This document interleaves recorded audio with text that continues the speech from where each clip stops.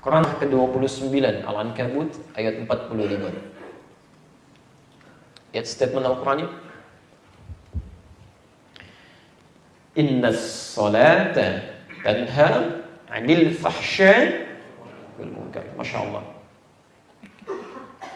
Saya berikan sedikit ya untuk memahami, membaca ayat Qurannya sesuai dengan ilmunya. Perhatikan, saya sedikit ajarkan ilmu nahwu. Innas salata tanha 'anil fahsya wal munkar. Pertama perhatikan, ayat ini dimulai dengan kata inna. Saya terangkan di bulan lalu, kalau ada ayat Al-Quran diawali dengan huruf atau kata inna, itu artinya ayatnya tidak sekedar disampaikan informasi yang dimaksudkan, tapi kalimat ini bermakna penegasan yang menghilangkan keraguan.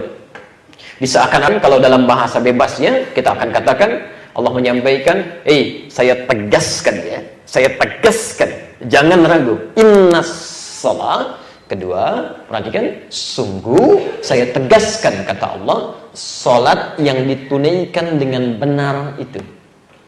Lihat cara menerjemahkannya, bukan sesungguhnya salat, bukan. Sungguh saya tegaskan, salat yang ditunaikan dengan benar itu. Dan diawali dengan alif lam. Saya agak lambatkan sedikit. Diawali dengan alif lam. Bapak Ibu sekalian, beda kalimat dalam bahasa Arab saat diawali dengan alif lam dengan yang tidak menggunakan alif lam. Kalau kalimatnya tidak menggunakan alif lam, itu diistilahkan dengan nama nakirah, artinya umum, bebas. Jadi kalau kalimat salatnya tidak menggunakan alif lam, inna shalah, maka itu menandakan salat yang dimintakan ditunaikan secara bebas, umum saja. Mau cepat-cepat, silahkan. Mau khusyuk, boleh. Mau tidak, itu bukan pilihan. Jelas di sini? Itu inna shalah tanpa alif lam. Tapi kalau kalimatnya menggunakan alif lam, maka ini diistilahkan dalam kaidah bahasa Arab di ilmu nahwu dengan istilah ma'rifah. Sesuatu yang khusus. Ada ketentuannya. Ada aturannya, nggak bisa sembarangan. Dan silahkan cek semua kata sholat dalam Al-Quran yang bermakna ibadah, ingat ya, yang bermakna ibadah, bukan bermakna doa. Semua kata sholat dalam Al-Quran yang bermakna ibadah, semuanya menggunakan alif lam.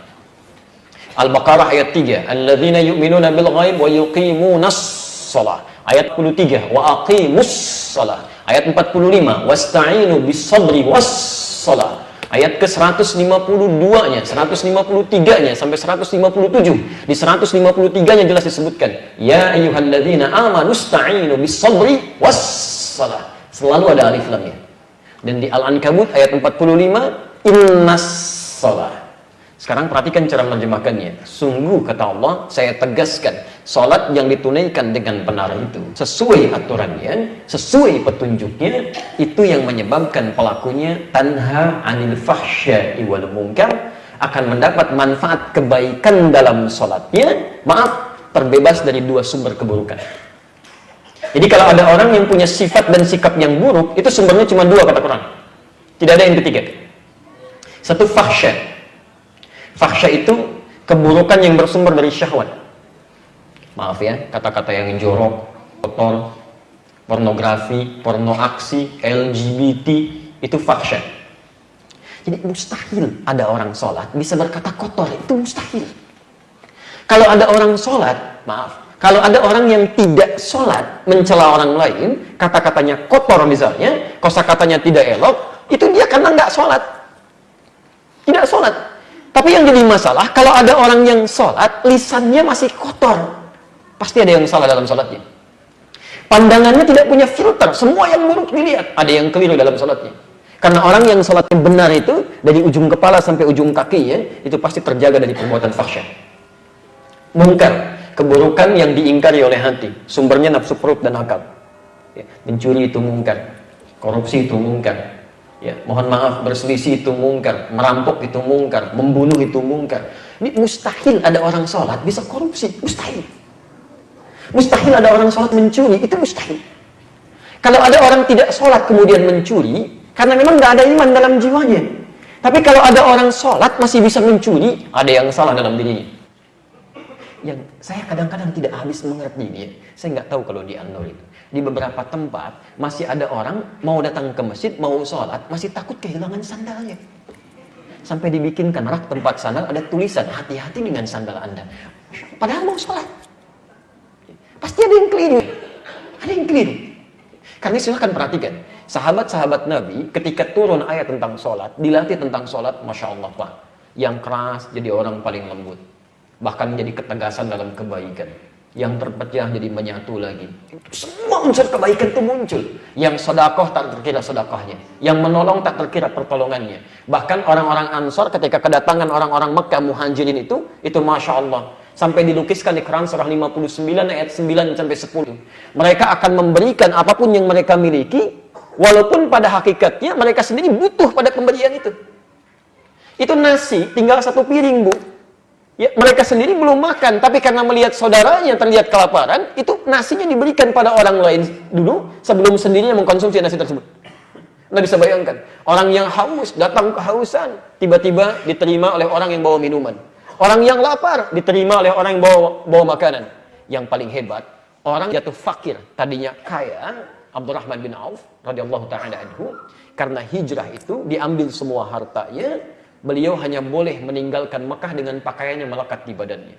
Itu sampai Madinah diterima oleh orang paling kaya di Madinah sampai mengatakan kalimat hebat berikut. Kata beliau, akhil karim, sami'tu annaka kunta ghaniyan. Saudaraku yang mulia, saya dengar Anda pernah kaya saat di Mekah. Kalau ingin kaya lagi, silahkan ambil setengah kekayaan saya. Khudh bisadari. Saya dengar Anda ditinggalkan oleh istri dan keluarga Anda. Kalau ingin menikah lagi, pilih perempuan paling cantik di Madinah. Saya fasilitasi dengan pernikahan itu. Anda bisa bayangkan, sehingga turun ayat di situ memuji orang-orang Madinah. Wa yu'thiruna 'ala anfusihim walau kana bihim khassasah. Bahkan mereka bisa melebihkan untuk orang lain sekalipun dirinya memerlukan keadaan itu. Itu dilatih itu. Di mana sekarang kalimat-kalimat itu? Kita hafal ayatnya, mungkin satu dengan yang lainnya hadisnya kita paham, bagaikan satu bangunan, saling menguatkan. Kalau satu sakit dia merasakan, temannya kebanjiran cuma nonton, ya. Ada yang videokan, tiba-tiba bikin status, gitu kan? Hadisnya nggak ada. Satu, ya. Jadi mohon maaf kalau selama ini kita sholat, tapi lisan kita masih kurang baik, mata kita masih kurang baik. Apa fungsi mata? Masih ingat? Melihat yang baik-baik. Baik, jadi kalau orang sholat itu karena matanya sering melihat ke kiblat, maka dia akan pastikan begitu melihat yang baik-baik. Jadi kalau Anda sering sholat tapi pandangan Anda masih melihat yang tidak baik, ada yang salah dalam sholatnya. Itu baru mata. Apa fungsi telinga? Apa fungsi lisan? Bicara yang baik-baik. Itu baru yang ada di kepala, belum yang ada di tangan, jemarinya, belum disampai dengan ke ujung kaki. Coba lihat tiap hari ya, pastikan sekujur tubuh kita yang akan bicara dan ditanya itu semuanya baik. Cek ya, dari kepala, kemudian turun ke tangan, pundak, ke lutut, kaki. Kepala, pundak, lutut, kaki.